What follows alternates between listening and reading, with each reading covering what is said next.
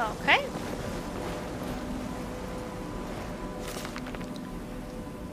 Nephew, I apologize that I cannot see you personally before you leave. My trip from Sadrith Mora is treacherous this season, or I would have visited upon hearing the news. The Nords have a fine college at Winterhold, and I am sure you will excel. You may know that I too attended there. I was quite the conjuration adept in my own day. I am sending you my notes on something called the Atronach Forge, a bit of a project of mine while at Winterhold. Mention nothing to the faculty, but ask your fellow pupils about a place called the Modinn. Or you could just talk to Tolfdir. You will find the forge there. I fear a number of my notes are missing, scattered and lost in my travels around Skyrim. Perhaps you may stumble across these in your own adventures. The Atronach Forge offers few clues as to who built it, and even fewer as to how to unlock its full potential. Only through blind experimentation and a few singed eyebrows have I been able to understand its function. The forge is mostly a large dais, almost crude of make, but emblazoned with a traditional Daedric rune, however you pronounce that. An offering box is attached, as well as a prominent lever. The dais also features a large setting which seems set to receive some large spherical object. So it's large, and it's also a setting. Got that, because you said it twice. I have had no luck determining what this missing object may be. I bet it's the Eye of Magnus. However, or what effect it may have on the efficiency of the forge. The forge is activated by placing certain items into the offering box and then pulling the lever. The forge consumes the items and conjures something upon the dais. That's a lowercase dais. It's a uppercase over here. The conjuration can be predicted reliably if the appropriate items are left in the box, but many combinations either have no effect or catastrophic reactions. Once I conjured a wild goat. Well, most of the goat, at least. Experimenting wildly with the forge is dangerous. I've recorded such recipes as I have discovered on the following pages, which he probably found by experimenting wildly. The simplest, yet perhaps most hazardous, stable recipe is that for a summoned Atronach. The conjured brutes will attack the first thing they see, however, be ready for battle if you have reason to use these recipes. Why would I want to do that? That's dumb. I don't want to be attacked by an Atronach. Sounds terrible. I also don't want to conjure part of a goat. Oh, no, that's... Is this the little... That's tiny. Lack the required item. I thought he meant, like, this thing is going to hold something big and spherical, and I was like, oh, the Eye of Magnus, but did it just mean this tiny little thing? It's so tiny! Oh, there's the lever. Prominent, he says. Well, I can put a couple things in there, but not anything that I know is actually here. I don't need this bucket. That's heavy. Have some dragon bone and a skull and a ladle. I don't know. Have some leather strips. I'm sure nothing's gonna come of this. I just thought I'd try it once.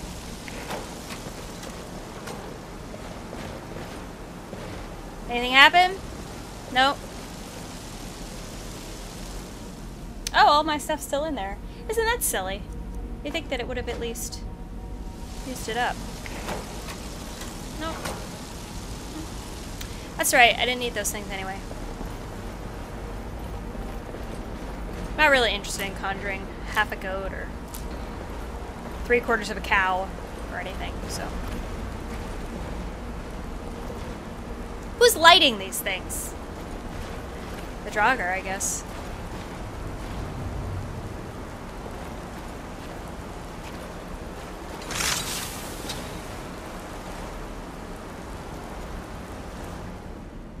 Oh, am I wearing my travel lantern? Because it doesn't feel like I am. Okay.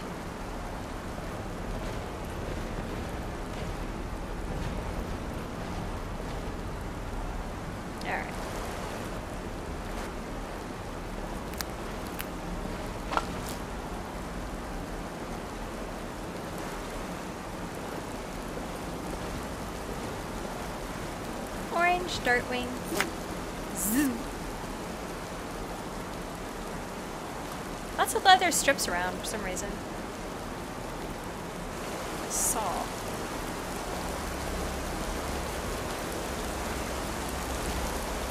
Okay, so this is where I was before. I was on the other side up there.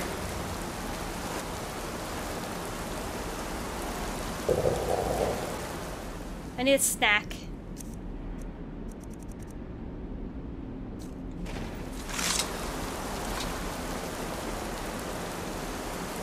Let me sit on the end of this thing.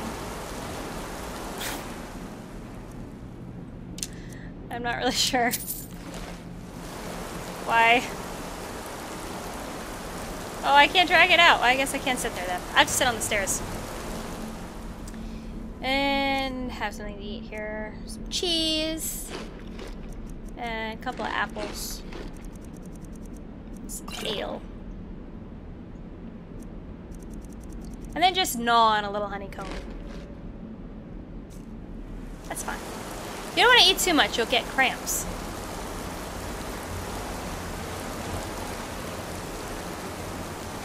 Oh. Well, this seems pointless.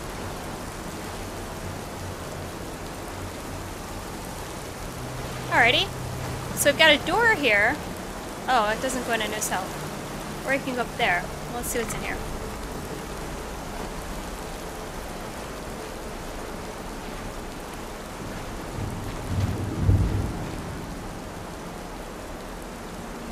You know what? You know what I hate? I hate it when I'm in a dank, scary, terrible place, and I come to a door, and it's like, hey, if you go through here, you'll get to the dank, scary, horrible place.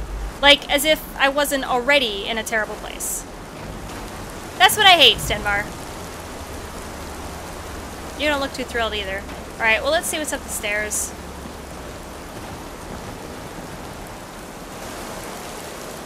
Nothing. Whee! Ah, now I got soggy feet. Alright.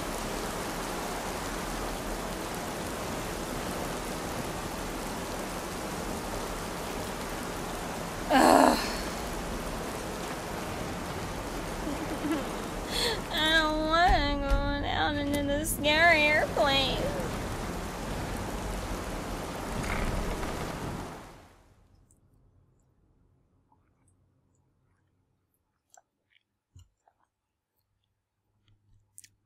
I don't know, it feels like I'm not getting...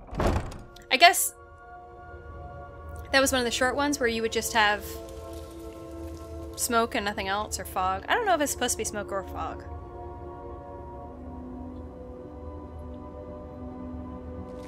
What the hell is that?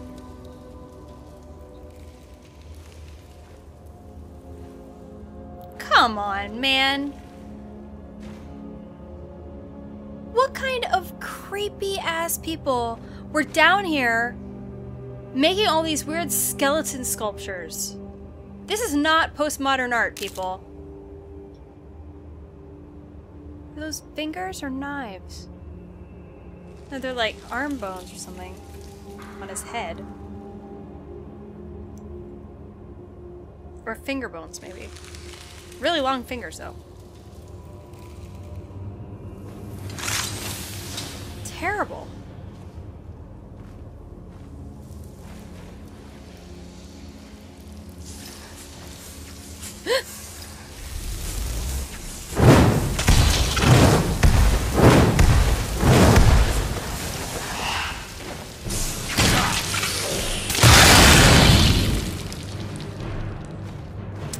Well, Stenvar, you sure showed him.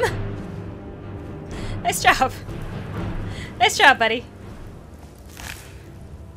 Wow. Okay.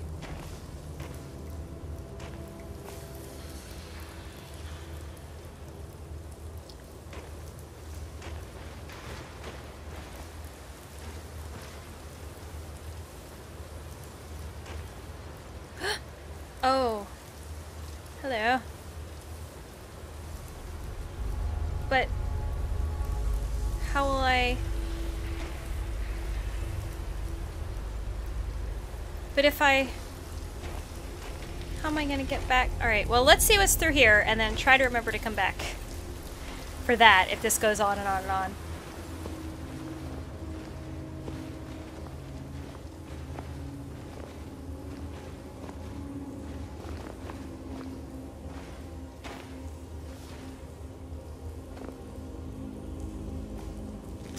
Man, I don't know.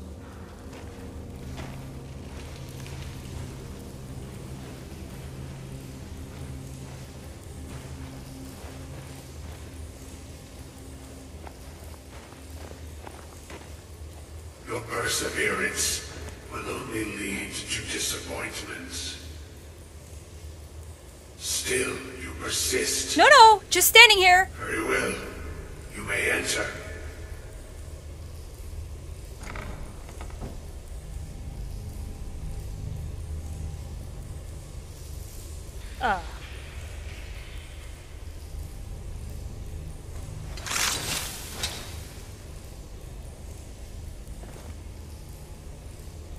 Hello? Scary blue light? That's kind of pretty. Are you a divine? I met a divine once who kind of looked like that. Yes, I'm unarmed. I mean, I'm armed, but I put it away.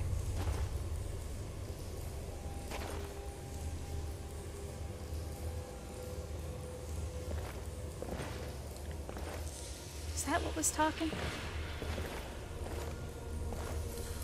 Benvar, have you ever seen anything like this before? I'm hearing something that sounds like a chorus and it's freaking me out. It's creepy, right?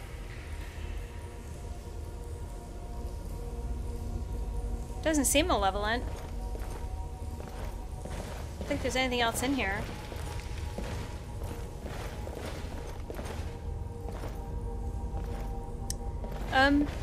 Hello?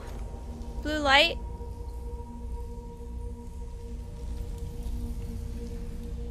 I'm just gonna take a wild stab in the dark. You wouldn't happen to be the Augur of Dunlain, would you?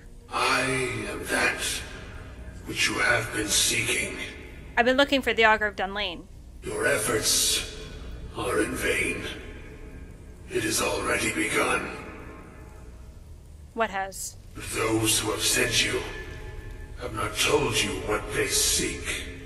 What you seek. No, I'm trying to find out about the Eye of Magnus and like it being dangerous and stuff, and I was told to find you. Assuming you're the Augur of Dunlain, a question which, by the way, you haven't completely answered. Indeed. And so you have come looking, though you do not know why. Well, not really. They just said they thought like others before you, rude. You blindly follow a path to your own destruction. The Thalmor came seeking answers as well, unaware they will be his undoing. Oh, what, creepy dude? Your path now follows his, though you will arrive too late.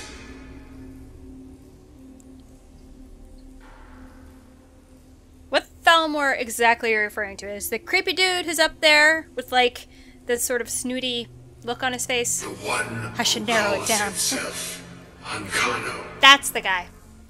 Yeah. He seeks information about the Eye. Well, we all What do. he will find shall be quite different. Oh. His path will cross yours in time. But first, That's unfortunate. you must find that which you need.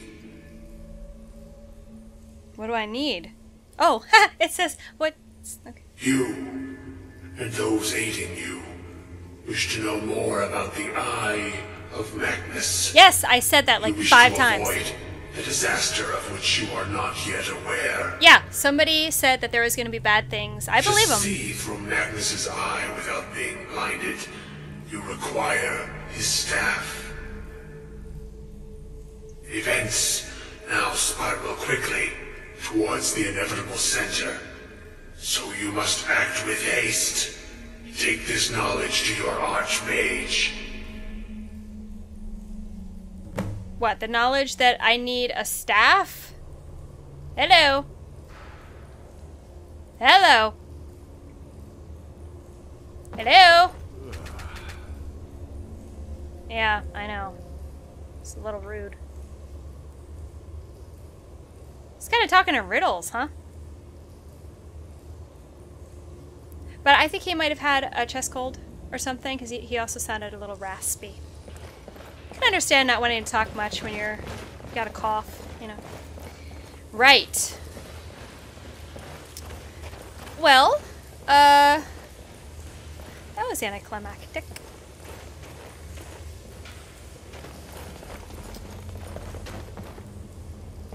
Right. I know that's the way the treasure is. Why did a light just go off down there?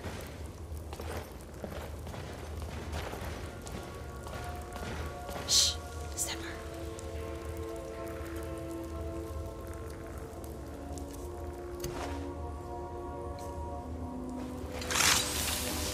I hear creaking bones.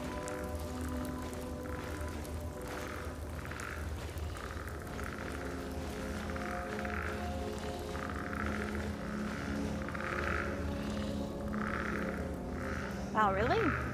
Okay.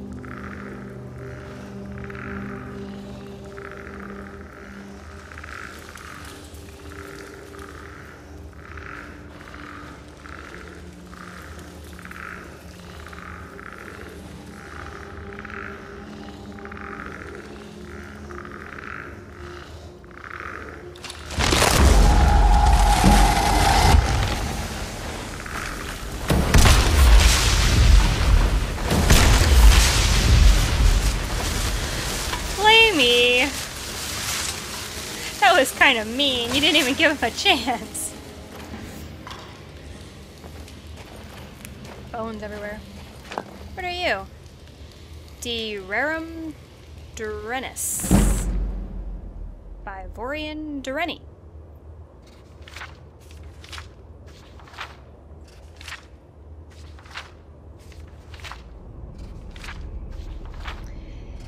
This is a very long book.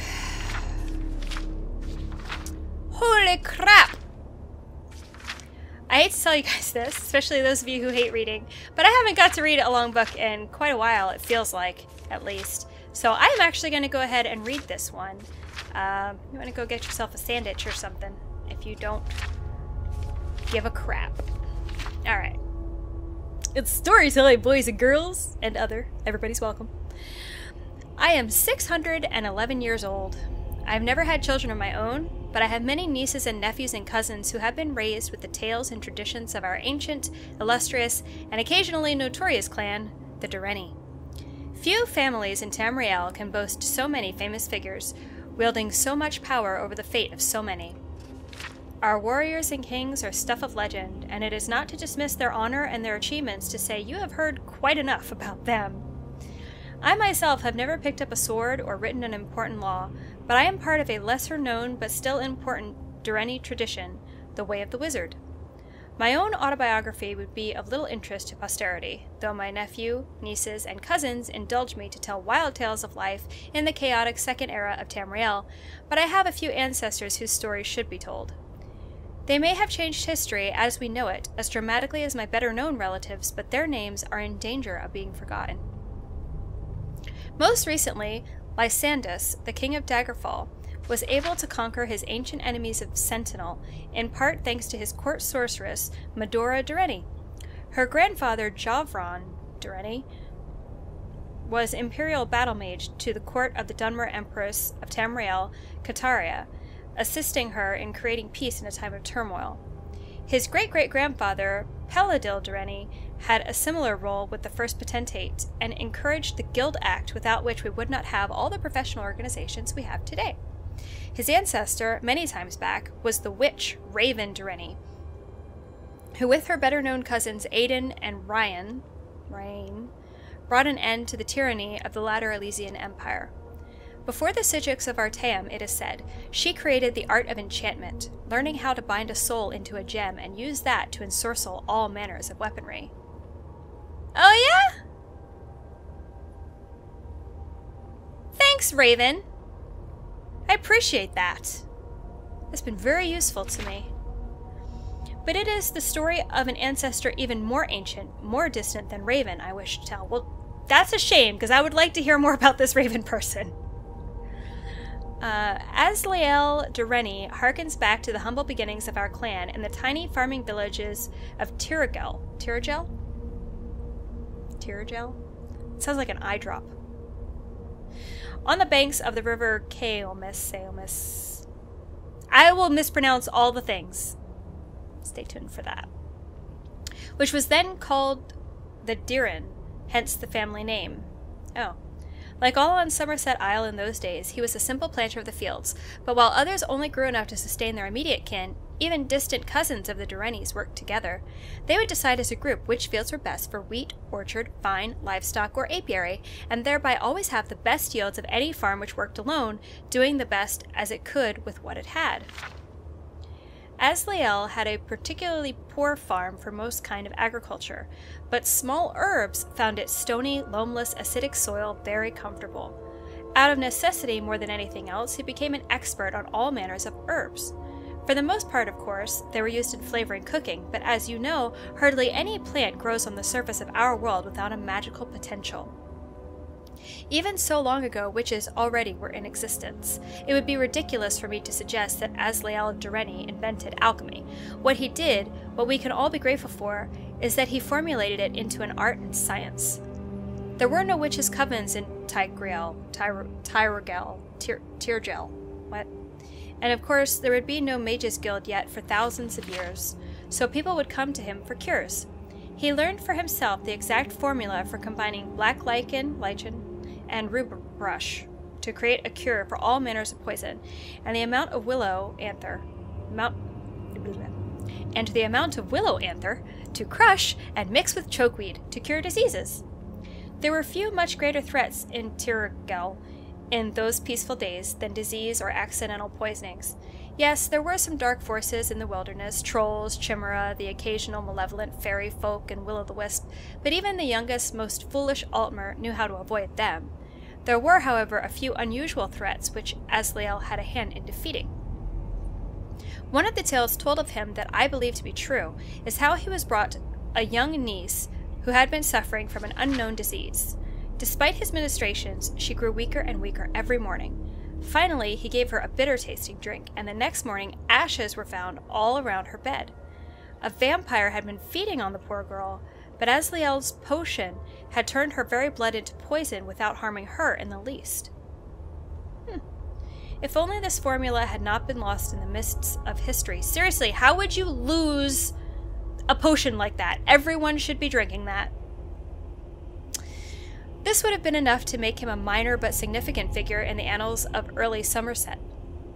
But at that point in history, a barbarian tribe called the Lokvar had found their way down the Diren River and recognized Tiragel as a rich target for raids. The Dureni, not being warriors yet but simple farmers, were helpless and could only flee and watch the Lokvar take the best of their crops raid after raid. Azlael, however, had been experimenting with the vampire dust and brought his cousins to him with a plan. The next time the Lokvar were sighted on the Diren, the word went out, and all the most able-bodied came to Azlael's laboratory.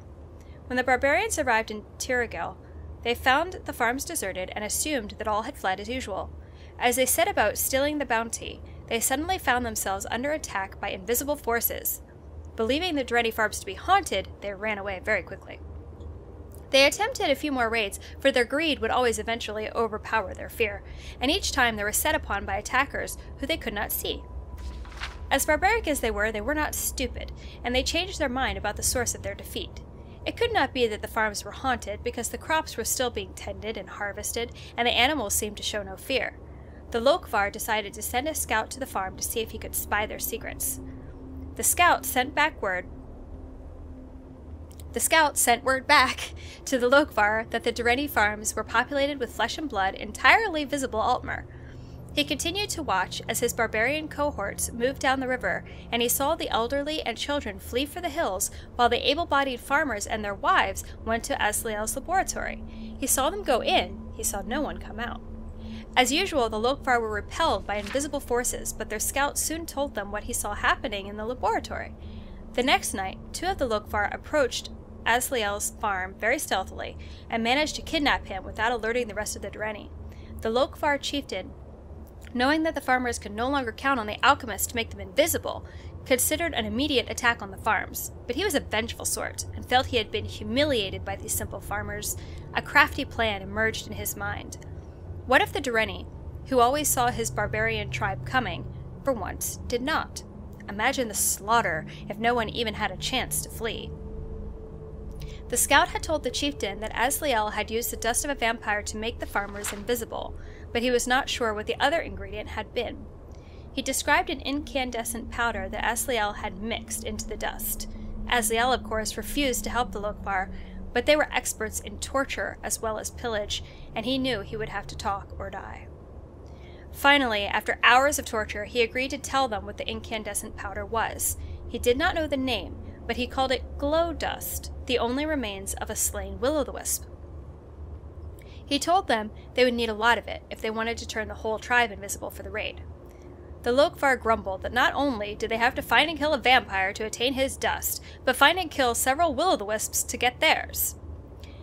In a few days' time, they came back with the ingredients the alchemists asked for. The chieftain, not being a complete idiot, made Asliel taste the potion first. He did as he was told and turned invisible, demonstrating that it did truly work. The chieftain put him to work creating more. No one apparently noticed that while he did, he was nibbling on black lichen and rue brush. That was the anti-poison one from earlier in the book, I remember. The Lokvar took the potion as he doled it out, and soon, but not too soon, that they didn't suffer, they were all dead. It's a lovely story. The scout who had seen Asliel mixing the Clearly I need to drink more. Try that again. The scout who had seen Asliel mixing the invisibility potion had apparently mistook the glow of the candlelight in the laboratory for an incandescence, which the second ingredient of the invisibility potion did not possess. The second ingredient was actually dull, simple redwort, one of the most common herbs in Tamriel. When they had insisted during torture that Asliel tell them what the incandescent powder was, Asliel remembered that he had once experimentally mixed glow dust and vampire dust together, once, repetition of once, and created a powerful poison, once. It was simple enough to steal a little redwort from the barbarian's camp, mix that with the vampire and glow dust mixture, and create a potion that was in fact an invisibility poison. After curing himself, he gave the poison to the barbarians. The Lokvar, being dead, never again raided the Durrani farms because they were dead.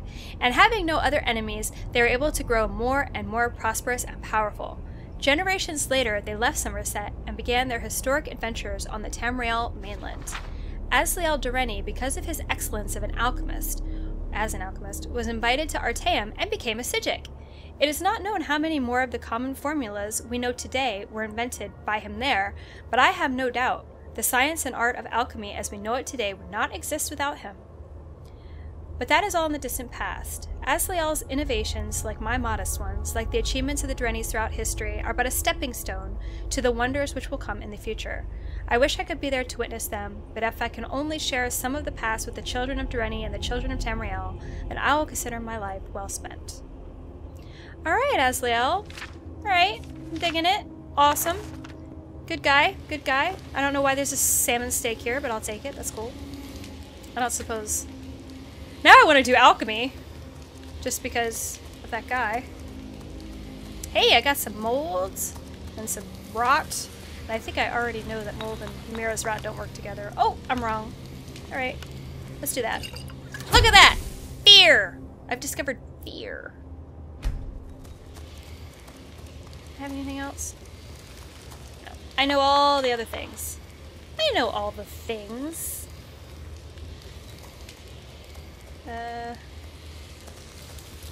Yeah, that'll be good. Yay!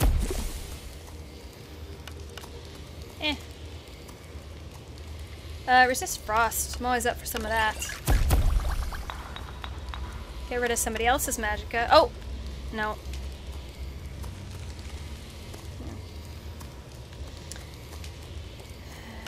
Little fire resistance? I don't really need that. Oh, I'm not wearing my stuff. I have a whole alchemy setup. I'm not using it. I thought my potions were like, this potion's weak, man. Because you're not wearing your... Holy crap!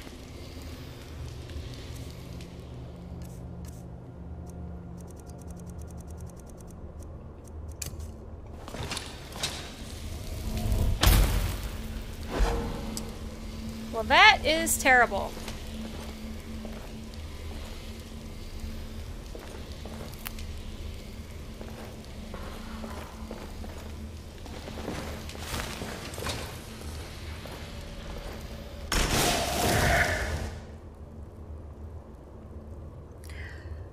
Oh my god.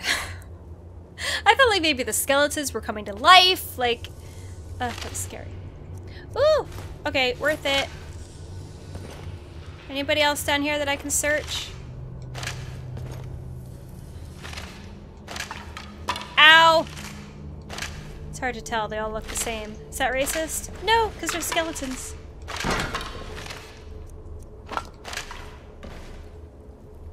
Let's just do this. Let's just do this.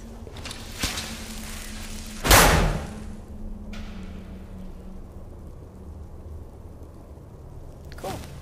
And now I can drop all the crap I don't need. Right? Should be easy enough. Like that. Don't need that.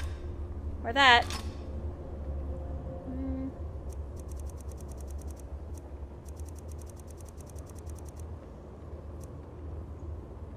Is this saving any time? Somebody want to time it? Let me know if I'm saving any time at all here. Probably not. I suspect not. A goat hide. Okay. Ow! Ow! Okay, ow. I'm just gonna walk carefully. Very carefully. My toe is bleeding. I mean, it really, really hurt. I know, I'm being a baby, all I did was stub my toe, but seriously, my boot is filling with blood.